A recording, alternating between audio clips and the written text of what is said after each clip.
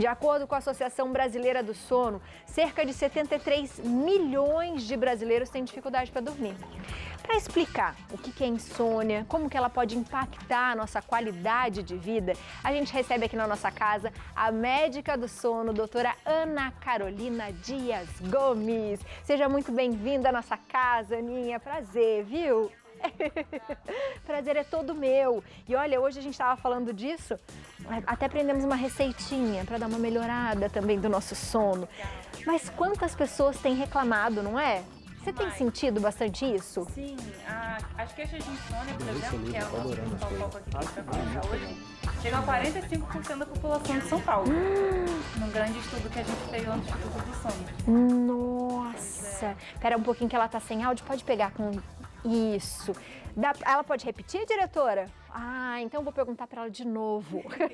É a principal queixa das pessoas? Sim, dificuldades em geral do sono são muito frequentes. A gente tem quase metade da população que se queixa de algum problema para dormir, principalmente insônia, que é uma das principais queixas. Mas se a gente juntar tudo, eu acredito que aqui em São Paulo a maior parte das pessoas vai dizer que tem algum problema, já teve algum problema para dormir. Para dormir.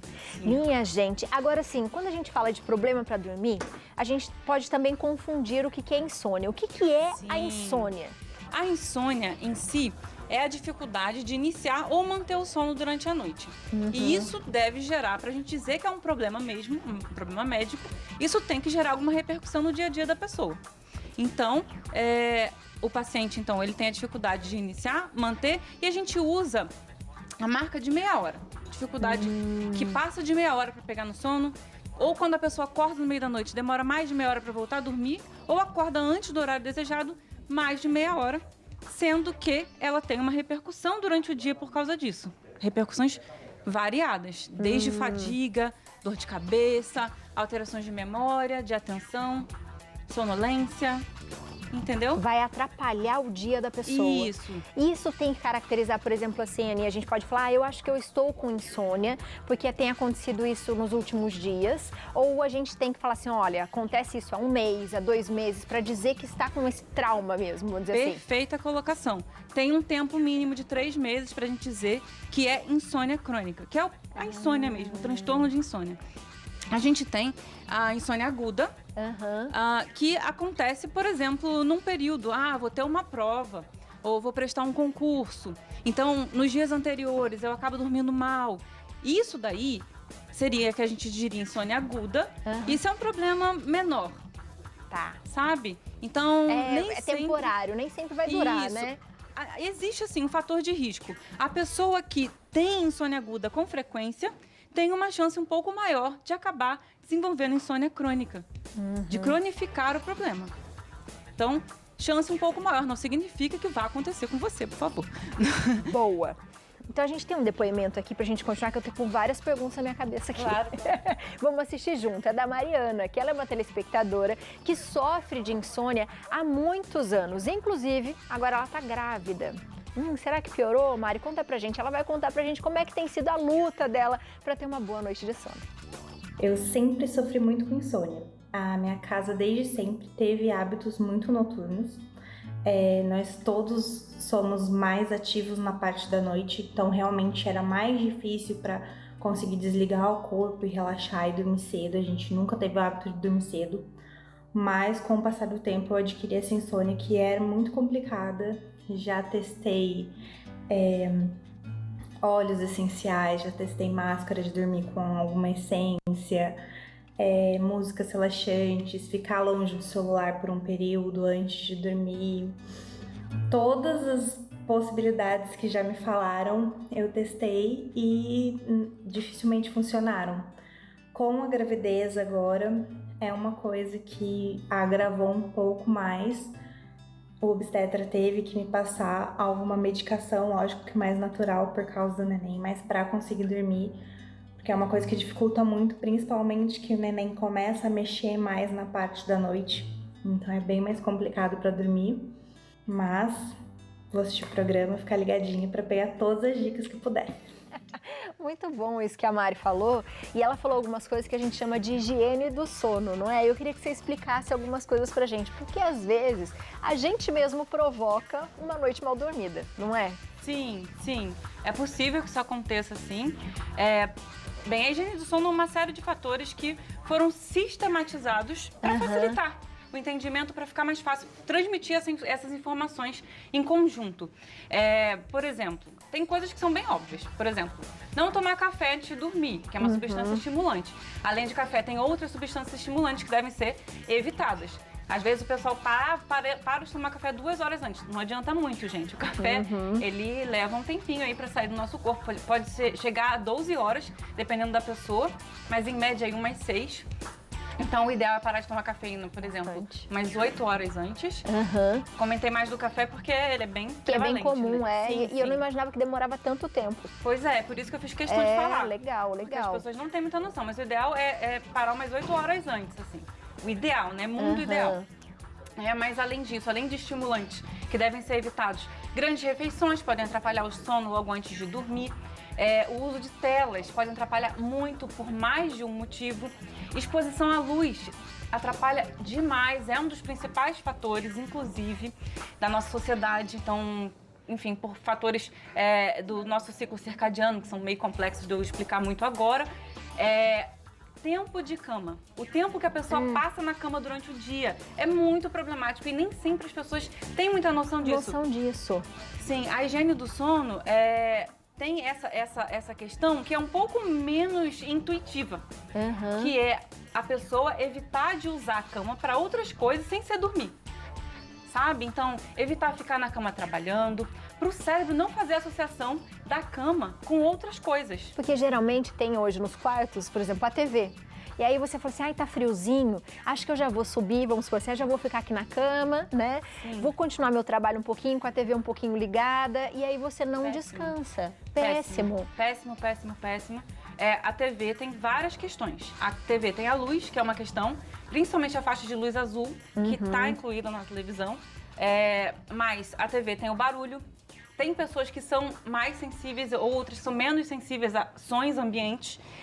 A TV, além de luz e barulho, pode, dependendo do conteúdo do que se vê, também pode atrapalhar o sono. Então, se você vê uma coisa que te preocupa, uma coisa que te deixa estressado, libera hormônio do estresse, cortisol. Pronto. Não vai dormir. Não vai. Ou vai ter um sono de pior qualidade. Não vai aprofundar tanto o sono. Estímulos sensoriais que chegam no nosso quarto, mesmo após a gente estar dormindo, podem atrapalhar o sono. Às vezes, a pessoa até não consegue identificar muito bem. Ela acorda meio cansada e fala, nossa, mas eu dormi a quantidade de horas que eu sempre durmo, mas não estou me sentindo bem. Sabe? Interessante. O peso também contribui? Como? Obesidade, por exemplo. Indiretamente. Indiretamente, porque a obesidade é um dos principais fatores de risco de uma das principais doenças do sono, das mais prevalentes, que é a apneia do sono. Então, nesse sentido, sim. Também pode contribuir. Sim. E o ronco? O ronco, novamente, nos leva a pensar na apneia do sono. Mas assim, é muito importante a gente ter uma noção de que roncar não é normal. Então, se você ronca, se você conhece alguém que ronca, você já deve procurar um médico e comentar sobre isso. Não é normal roncar. E o ronco pode sim ser, já pode ser a apneia do sono, sabe? Porque já é uma limitação da passagem de ar pela via aérea. Então, quando chega na apneia propriamente dita, a passagem de ar praticamente cessa ou reduz muito, sabe? E isso é a apneia. Isso gera uma série de consequências sérias. É uma doença crônica e é uma doença complicada, que pode trazer muito problema para a pessoa. Quando a gente fala assim, tem gente que fala assim, eu não tenho insônia, eu só acordo muito à noite, né? Para ir ao banheiro, por exemplo. Quando a gente interrompe o nosso sono, isso é positivo? Que seja para ir ao banheiro, por exemplo, agora tá bastante frio, você toma às vezes bastante mais água porque a boca tá seca. Aí levantei 2 vezes à noite para ir ao banheiro.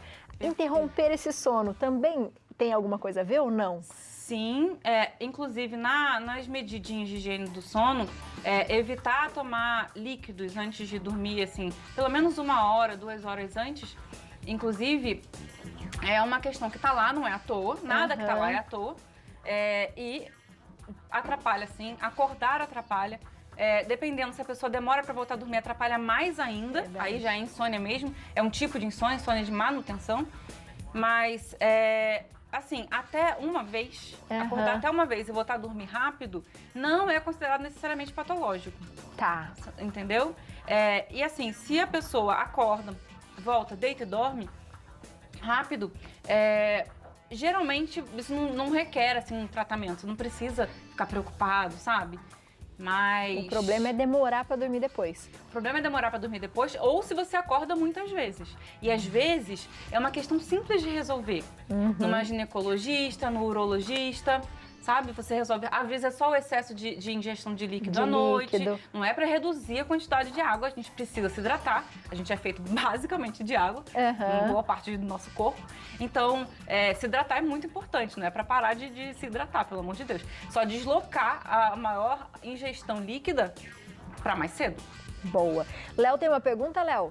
Tenho. Ana, esses dispositivos para dormir, por exemplo, dilatador nasal ou até mesmo que você ingere, coloca o oxigênio, né, dentro do seu nariz, enfim, isso ajuda realmente? Isso é real? Esses dispositivos de dilatador nasal, não. Sim, se a pessoa tiver alguma questão aqui na região do nariz, que seja uma questão e isso consiga melhorar um pouco a passagem de ar nessa região, lembrando que a apneia não acontece aqui, gente. A apneia geralmente é atrás da língua, é aqui embaixo, tá? Mas, enfim, se a pessoa tem uma rinite, alguma coisa, que ela já foi no otorrino, enfim, sei lá, alguma coisa anatômica, que isso melhora um pouco a passagem de ar, poderia até ajudar. Mas, assim, respondendo, se eu tivesse que responder de maneira geral, não ajuda.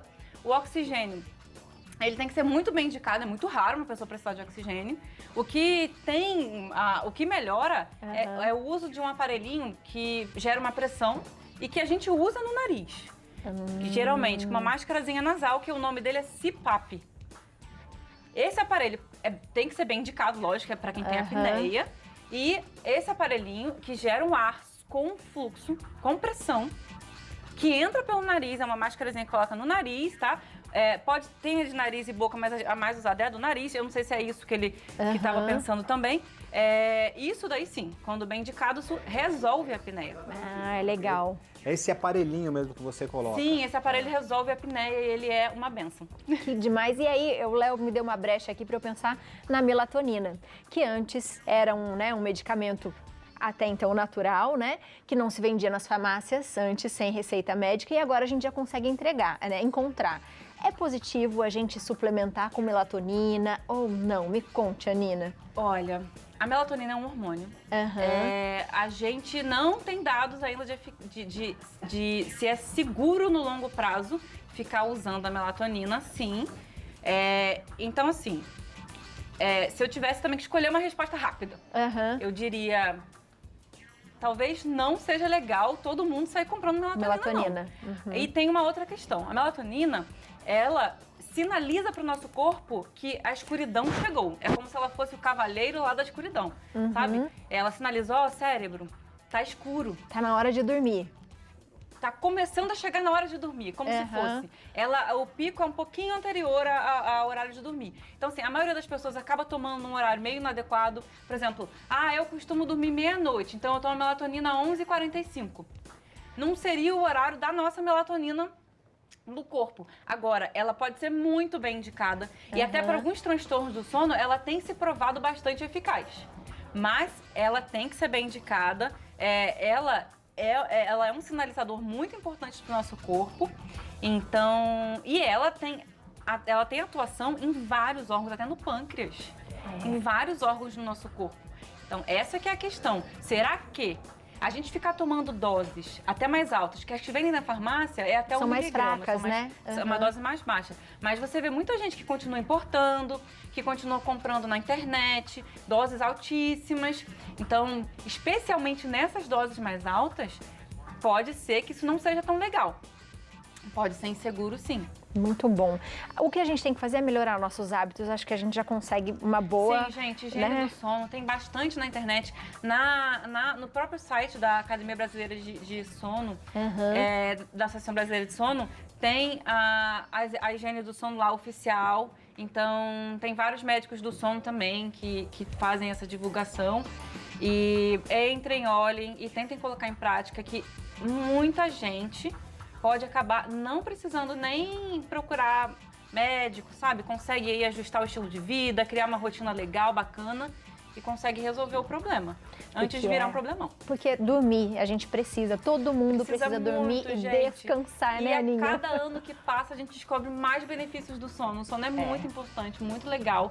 E precisa, gente, não tem jeito, não tem como fugir. Muito bom. A gente precisa voltar a falar mais sobre essas coisas, eu acho, que nos perturbam à noite, tá? Acho que a gente podia voltar a falar um pouquinho mais sobre a apneia. Seria um prazer. Então já seja bem-vinda para a próxima. Muito bom, pra gente falar um pouquinho de cada coisinha que a gente falou aqui rapidamente em casa, viu, minha gente? Se tem dúvida, aproveita, já comenta com a gente também no Instagram, manda mensagem para ela, ó, @doutora_Carolina Gomes. E aí também tem o site doutoracarolinagomes.com e os contatos, o 11 94177 1144 e o 11 5539 3181.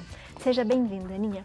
Um beijo para você. Prazer, Obrigada. Muito obrigada pelo convite. Obrigada.